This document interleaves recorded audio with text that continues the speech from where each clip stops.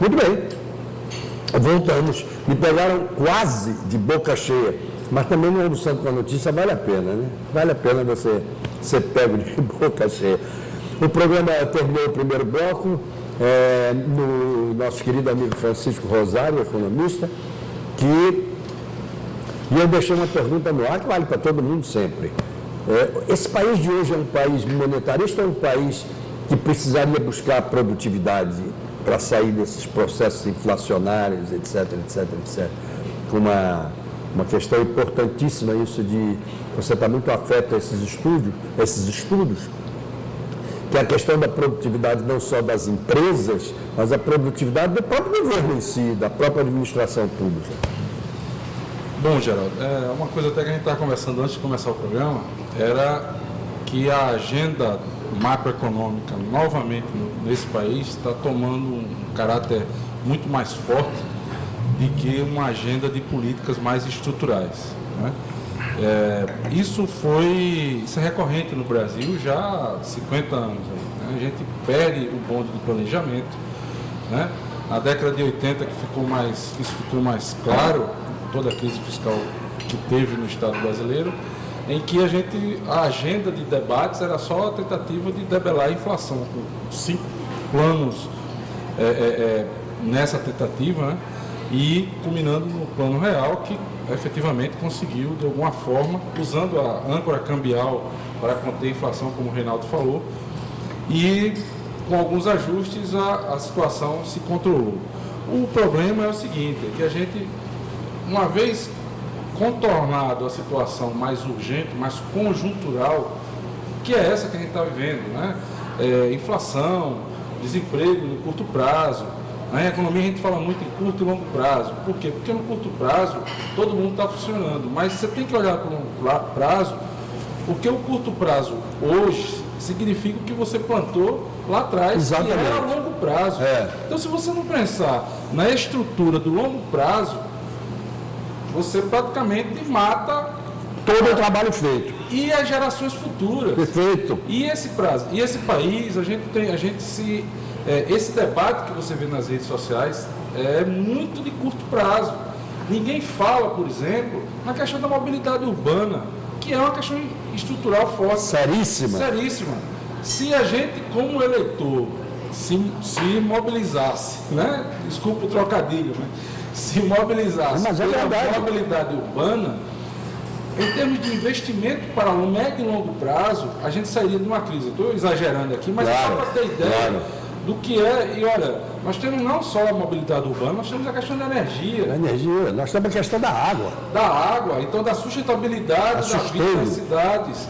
As cidades estão inchando novamente. Alagoas precisa, por exemplo, de dar conta de um desemprego em massa estrutural, em virtude do desaparecimento do setor sucrocoleiro. Eu venho falando isso toda vez que eu tenho oportunidade e ninguém fala a respeito.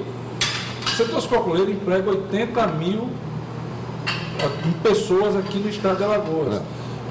Hoje a gente só tem funcionando 18 usinas.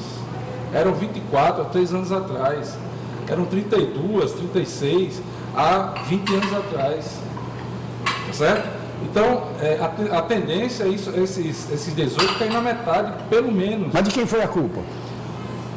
Falta de visão do longo prazo. Muito bem. De quem? Do empresariado? Do empresário. Do empresariado? Tanto do empresário como do governo, que não faz o planejamento junto com o empresário. Claro, mas você não precisa pedir, não. Entra. Derruba a fala do outro e entra. Aí, só para fechar essa questão da produtividade, produtividade num país, ela passa necessariamente pela questão empresarial. Sem dúvida alguma. Então nós temos aí limitações de qualificação de mão de obra, temos limitações de tecnologia, né? A gestão, eu tive num seminário agora, no começo de julho, no IPEA, trabalhando exatamente isso, soluções para a melhoria da produtividade pós-crise. Veja, tem gente que necessariamente não é do governo, é parte da academia e parte do governo, inclusive por gente do Ministério da Fazenda, que obviamente levou algumas pedradas, pensando como o país tem que se estruturar para que essa mudança dentro das empresas ocorra. Porque não adianta a gente estar querendo aumentar a arrecadação Essas empresas não conseguem pagar, Com certeza. porque simplesmente seus custos são muito altos. Muito bem. Altos. Luiz Antônio Cabral, queria. Bom, o Chico tocou numa questão boa, a questão do curto prazo.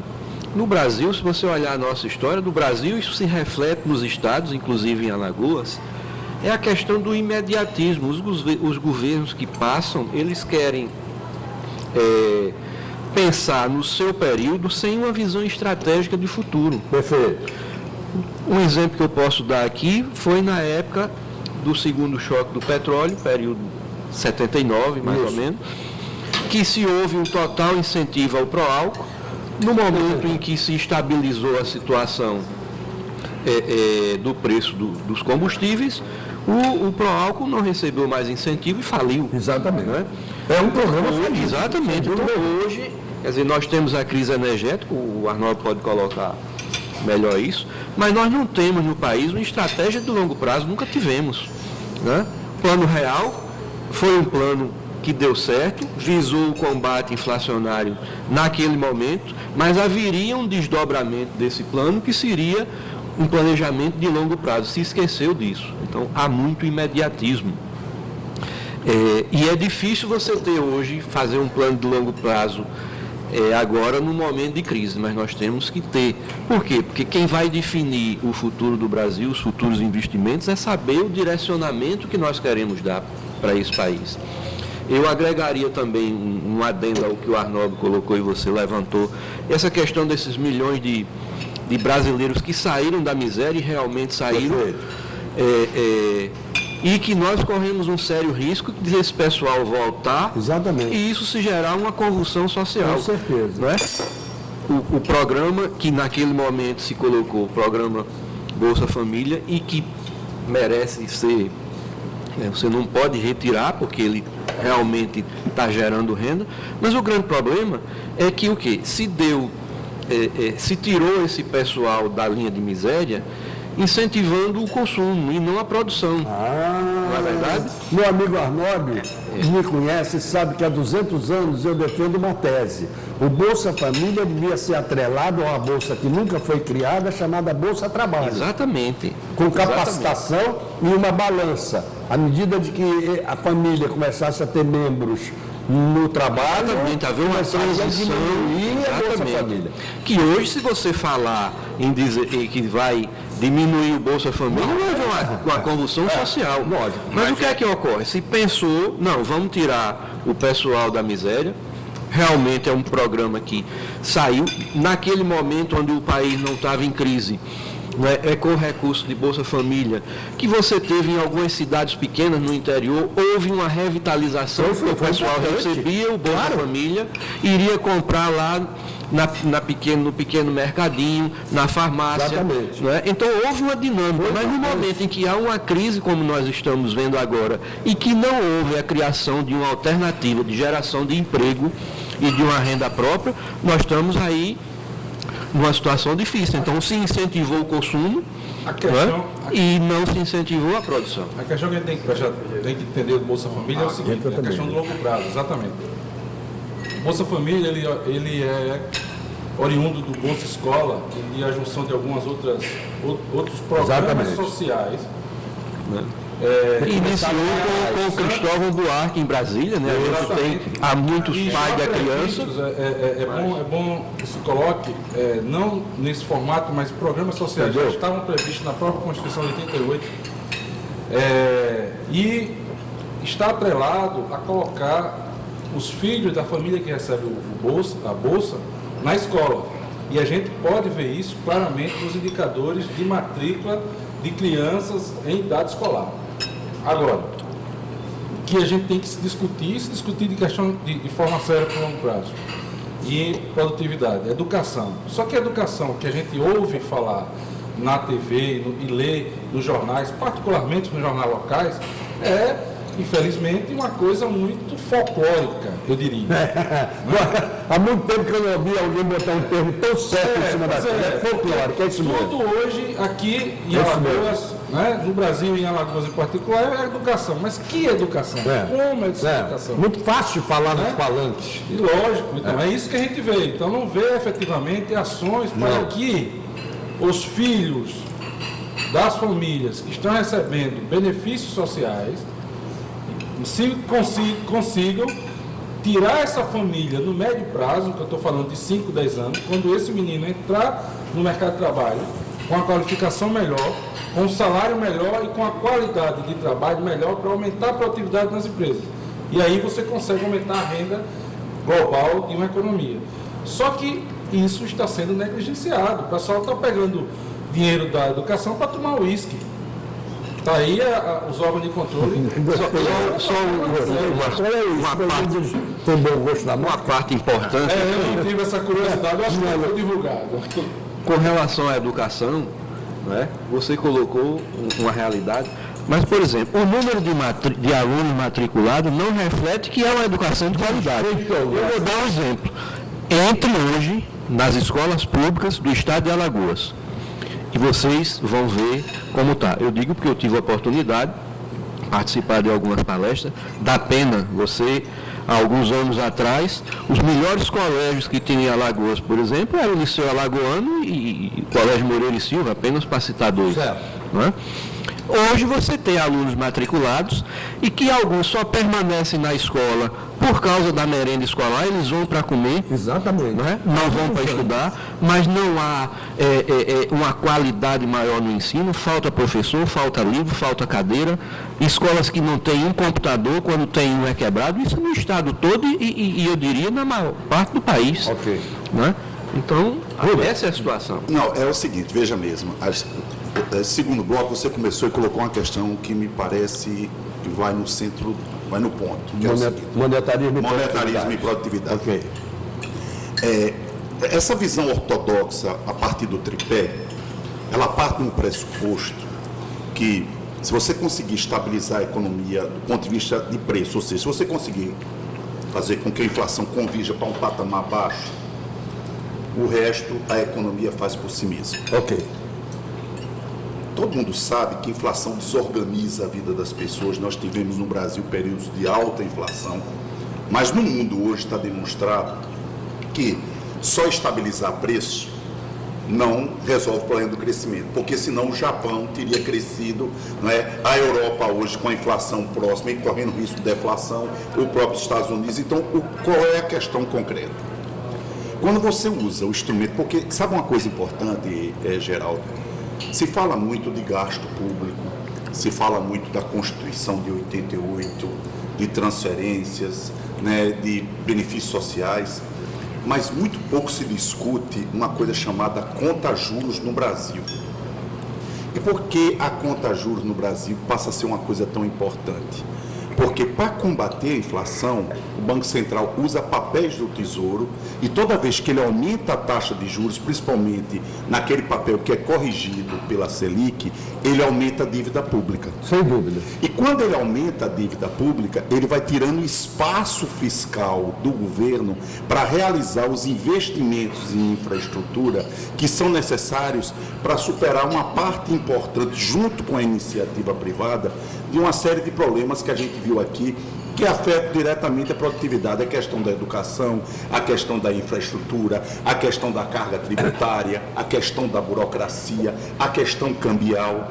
Então, veja, a gente tem um modelo que é um modelo que parte do pressuposto que uma boa gestão macroeconômica leva a economia ao crescimento. E, na realidade, a gente hoje está fazendo uma coisa que eu diria que é um tiro no pé, que é o seguinte: nesse corte linear de gasto, você está botando na mesma conta custeio, certo? Você está botando na mesma conta. Está desorganizando a contabilidade.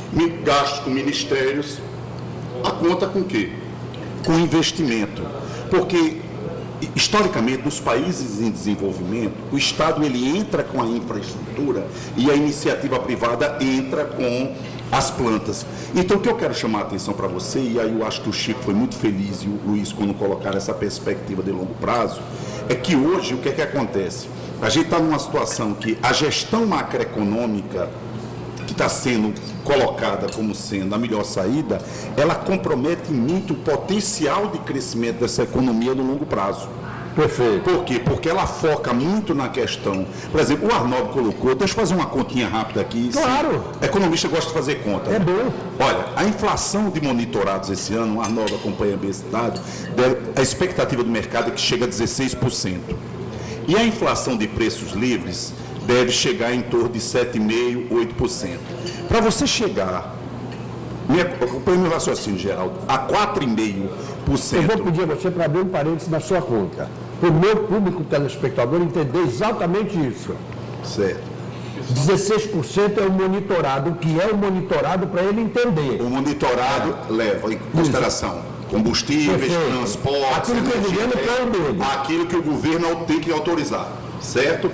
Isso representa, como disse o Arnaldo, 25% do Muito bom, IPCA. 25% do IPCA. E os preços livres, que entra alimentos, serviços, Aí é bens competição. consumáveis, competição, certo? Representa 75%. Muito bem. Para a gente chegar... Parênteses. Certo. Não seriam os serviços que são monitorados também passíveis e talvez melhorando a situação, não sei, de serem livres? Olha, veja mesmo, aí é que está o Ele foi negócio. comprimido, né, por um Foi tempo, comprimido. e agora quando soltou... Sim, soltou mas mesmo. veja, olha o que é que está...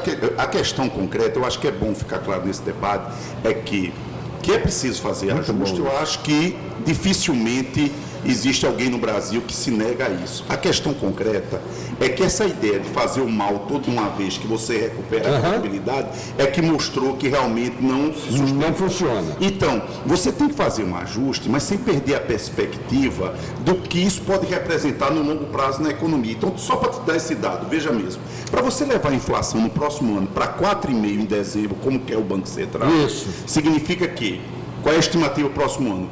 Os preços monitorados caiam de uma inflação de 16 para 6, mas os preços livres têm que sair de 7 para 4, para você fechar 4,5 Perfeitamente. com essa ponderação. Isso significa o que já está acontecendo, o dado hoje saiu. Muito bem, agora. então dá licença. Os preços monitorados, eles não são a grande influência para a subida dos preços livres? Agora não. Eles também têm, então, obviamente, porque se você levar em consideração energia, água, transporte, tudo isso entra na estrutura de custo da Lógico. empresa e das famílias. Lógico. Mas o que eu estou chamando a atenção é o seguinte, essa sua questão é fundamental. O que mostra claramente, se tem essa complexidade, que você não pode usar um único instrumento. O que eu estou querendo chamar a atenção é que, para você chegar a 4,5, já que você não pode combater com juros, aumentar juros não vai fazer com que a passagem de ônibus caia, certo? Então, o que é que você vai ter que fazer? Você vai ter que cortar isso no salário. É isso que está acontecendo. Saiu um dado hoje do IBGE e a taxa de desemprego saiu de 4,9 para 7,5. E o rendimento médio real, quer dizer, o poder de compra das famílias caiu 3%. Então eu sou obrigado a voltar ao princípio desse bloco. Quando você diminui o salário ou corta na empregabilidade, você também está diminuindo a produtividade. Você tá, de uma certa forma, contribuindo para diminuir a produtividade na medida que você tira escala de produção Perfeito. das empresas que passam a vender menos. Ok. Então, o que eu quero chamar a atenção, em síntese, é que é preciso ter uma estratégia de saída da crise que, obviamente, leve de uma forma consistente à estabilidade dos preços, mas não pode se perder de maneira nenhuma a perspectiva que você não pode matar o paciente, certo, com a dosagem. A história da dosagem. Para dizer que lá na frente ele vai ressuscitar mais forte. Pior do que esse que chegou com a dosagem rápida, só para desanuviar um pouquinho, foi a do paciente que chegou no hospital aflito, né? Mandaram subir, fizeram um exame rápido, botaram para cirurgia. Quando acabou a cirurgia e tal, que o paciente acordou da anestesia, perguntaram, ele está tudo bem? Tá, doutor, mas eu só vim aqui trazer um recado. Então, você vê. Aí pegaram o cara e deram que fizeram a cirurgia dele. Geraram um problema. Pois é. Está muito claro, por exemplo, que o Reinaldo vem colocando e todos os nossos colegas, tentou se reproduzir um modelo que já foi experimentado numa conjuntura econômica totalmente adversa. Ok. Você tinha uma China crescendo Perfeito. 13%, agora está fazendo todo esforço com essa desvalorização para ver se chega a 7%, que é possível que não venha. Então, um cenário, como foi colocado aqui, não é muito importante. As commodities, por exemplo, com queda Deixa eu abrir livre. um parênteses aí nessa questão da China, só para fazer uma pergunta a você. Esse crescimento da China, essa previsão, ou esse decréscimo do crescimento da China, não foi exatamente o patamar que seria o real? Quer dizer, ela teve um super crescimento, num dado momento tem que chegar numa realidade. Você tem uma economia brasileira que está beirando os 25% das nossas exportações voltada só para essa economia. Então, qualquer espirro que se dá, você sente esses sentidos. O Reinaldo colocou também o papel da nossa indústria que vai ter que ser revisto.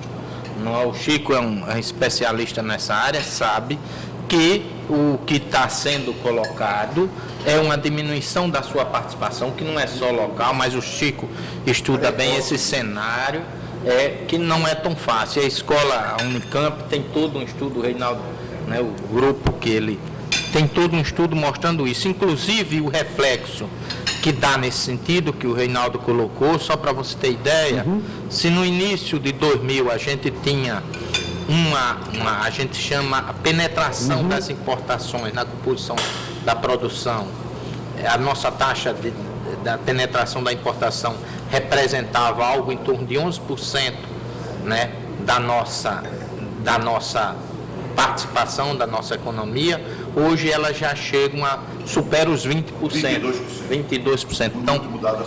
Então já é um cenário. Agora, o que eu tenho que colocar, e esse cenário eu acho que a gente comunga, que não se pode repetir um modelo numa conjuntura adversa. Com certeza. Mas um conceito que eu queria aqui trazer, inclusive para a provocação, são as visões heterodoxas da economia. Ou seja, a ortodoxia a gente já sentiu que tentou se reproduzir e não deu certo. Mas a gente precisa analisar, como foi levantado aqui, alguns aspectos. Por exemplo, a questão da infraestrutura do Brasil precisa ser visto. Não vou aqui me delongar sobre a questão da logística, o custo Brasil.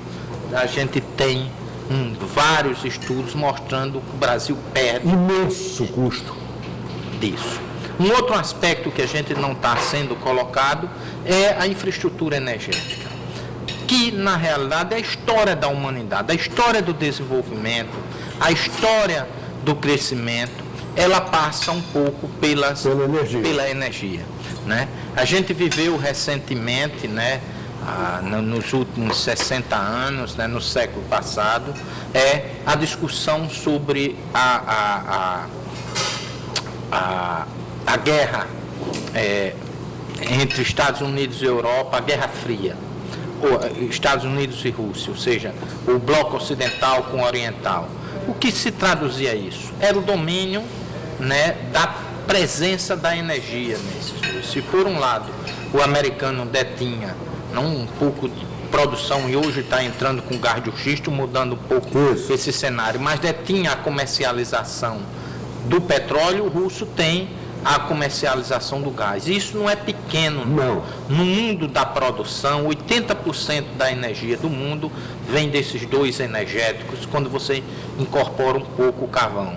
Nós vivemos no modelo, estávamos vivendo no modelo, muito bem, obrigado, que era um modelo de produção da nossa matriz energética, onde mais de 50% vinha da base hídrica. O que a gente assistiu recentemente, e essas questões que eu acho que os nossos colegas colocaram, não foi despertado. O que foi o despertado? O esgotamento do modelo. Muito bem. Né? Nós perdemos a energia a partir da queda d'água, hoje já estamos no limite. Não é porque é um país sem previsão?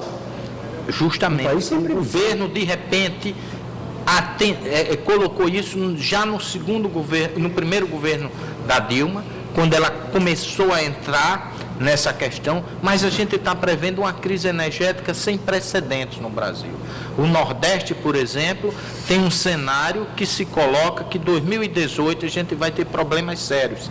Se esse apagão a gente vem apresentando de tempos em tempos, inclusive no início desse ano, em janeiro, um apagão geral no Nordeste, essa tendência se acentuar se não forem tomadas medidas. Então, dá licença, aquilo que tanto se discutiu aqui, onde é que está o planejamento estratégico a médio e longo prazo? Então, precisamos pensar nessa questão. Obviamente, a produção, todo mundo está aí vislumbrando, as hídricas, inclusive, por lâmina d'água na região norte, será a redenção do modelo hídrico brasileiro. Não é verdade. todas essas Belo Montes da vida que vão entrar, estão todas canalizadas para atender o sistema sul-sudeste, e nós estamos desamparados porque no curto prazo a gente não tem essa perspectiva. Eu aprendi uma coisa, quando eu comecei a me interessar em energia, eu sempre aprendi alguns indicadores. O indicador de desenvolvimento, né, sempre se falava na época renda per capita. Depois eu passei por uma época que mudou para a IDH. Hoje já se discute a questão da consumo de energia. Logo, logo a gente vai ter a incorporação do indicador per capita de energia como um fator de desenvolvimento. País que não tiver esse energético vai ficar fora desse desse país cenário. está profundamente aquém da E sua um outro população. ponto que eu queria colocar é o modelo gerencial brasileiro. Nós mudamos, o Reinaldo tocou aqui, que a gente, um excesso de democracia, mudamos para uma desregulamentação do Estado, quando entrou-se a presença massiva da administração direta no governo, entrou-se uma discussão também pelas as agências reguladoras de serviço público, PPP, entre outros, mas o Estado não está preparado para esse novo momento. Hoje, os órgãos de controle, como foi bem colocado aqui, ainda estão trabalhando na 866, discutindo se o processo tem uma vírgula a mais ou a menos, onde se deve discutir muito mais os resultados disso. Então, é um outro problema que já foi colocado aqui. Burocracia excessiva. Mudou porque o modelo brasileiro mudou, mas os instrumentos ainda continuam. Muito bem. Deixa eu pedir licença para os comerciais. Pô, que programa bom, né? Porque passa um bloco de meia hora e você não sente que passou. Nós já estamos a 1 hora de programa e você não sente que isso aconteceu. Vamos lá, gente. Deixa eu lembrar, agora só vou lembrar rapidinho, que uma vez por mês você vai me ver aqui, nesse local chamado Algás Conforto, no Passeio Estela Maris. E que você deve fazer o que diz o local, passeia. Vem aqui, passeia, vê as lojas todas que estão por aí, tem um bocado de loja boa, e entra na Algás Conforto, mas entra sem medo, é toda envidraçada para você entrar mesmo. Aí você conversa com a recepcionista, ela vai mostrar a você esse local onde nós estamos, e vale a pena, ok? Lembrar você veja no intervalo o comercial da TEP e da Rava sobre o empreendimento Riacho Doce Beach Residence, vale a pena você ver e conhecer. A Ecoprime já falei, é aquele negócio do carro que fica fantástico ali na rua Deputado Zelage, perto do Palato, vale a pena, leva teu carro lá. Isabel Pinheiro, 20 anos do buffet da Isabel Pinheiro, um beijo para você, Isabel, sempre, porque é uma grande parceira que nós temos nesse programa, há muitos anos, hein? Bodega do Sertão e Filé, disputando, uma semana o bate-papo no Filé do Zezé, outra semana na Bodega do Sertão. Voltamos já!